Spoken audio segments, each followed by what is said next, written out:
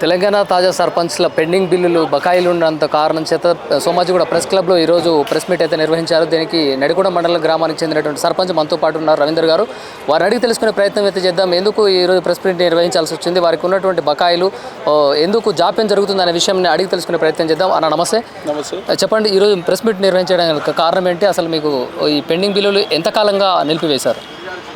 గత 2018 నుంచి 24 మధ్యలో సర్పంచ్ ఊర రవీందరావు, హన్మకొండ డిస్టిక్, నడిగూడ మండల కేంద్ర సర్పంచ్.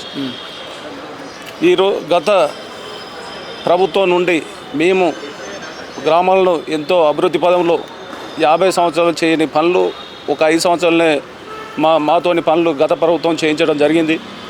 అందులో భాగంగా మేము ప్రతి పని ఇలా పట్టణాలకు ధీటుగా ఇలా లైట్సే కానీ, రోడ్లే కానీ, రైతు వేదికలే కానీ, పల్లె ప్రకృతి కానీ, శ్మశాన వాటికలే కానీ, ఇంటింటికి నల్లే కానీ, ప్రతి ఒక్కటి 24 గంటల కరెంటు సౌకర్యం కోసం కూడా ఆహార నిమిషాలు కష్టపడి చేయడం జరిగింది. అందులో భాగంగా మా దురదృష్టం కరోనా కష్టకాలంలో కూడా మేము ఎంతో ప్రజలకు అందుబాటులో ఉండి మేము సేవలు చేయడం జరిగింది. ఇవన్నీ చేసుకుంటూ గత ప్రభుత్వం ఎండింగ్లో మనూరు మనబడి కానీ, గ్రామ పంచాయతీ భవనాలే కానీ ఇట్లా వీళ్ళు ఒత్తిడి తీసుకొచ్చి మీరు పనులు చేయాలి, పనులు చేయకపోతే సస్పెండ్ చేస్తామని ఇబ్బంది పెట్టడం వల్ల మేము అప్పులు తెచ్చి పనులు చేయడం జరిగింది. అందులో భాగంగా మాకు గత ప్రభుత్వం అంటే నిధులు ఇచ్చుకుంటూ పనులు చేయించడం జరిగింది.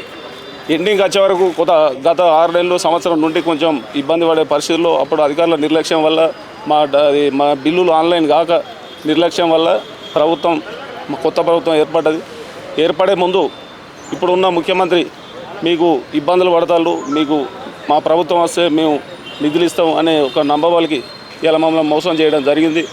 మేము ఈ ప్రభుత్వం వచ్చిన నుండి కలెక్టర్ ఆఫీస్ నుంచి మొదలు పెడితే ఇక్కడ ప్రజాభవన్ కానీ, సెక్రటరీ కానీ, పంచాయతీ కమిషనర్ కానీ అందరికీ వినతి పత్రాలు ఇచ్చినా కూడా మాకు ఏ ఒక్కరోజు స్పందించలేదు. కాబట్టి మేము మా రాష్ట్ర అధ్యక్షుడు ఆధ్వర్యంలో ఎన్నో నిరసన కార్యక్రమాలు చేయడం వల్ల ఇప్పుడు వాస్తవానికి పృథ్వీరాజు అన్న ఇక మాకు దిక్కులేని పరిస్థితిలో ఉన్న టైంలో ఒకసారి మా బాధల ఆవేదనలు చూసి అరే సర్పంచులు ఇబ్బంది పడుతున్న ఆలోచనతో ఇలా అన్న ఏం చేస్తామనే ఉద్దేశంతో ఇలా వాస్తవానికి పృథ్వీరాజు అన్న ఆధ్వర్యంలో ఇలా మేము ఈ ప్రెస్ క్లబ్కు రావడం జరిగింది.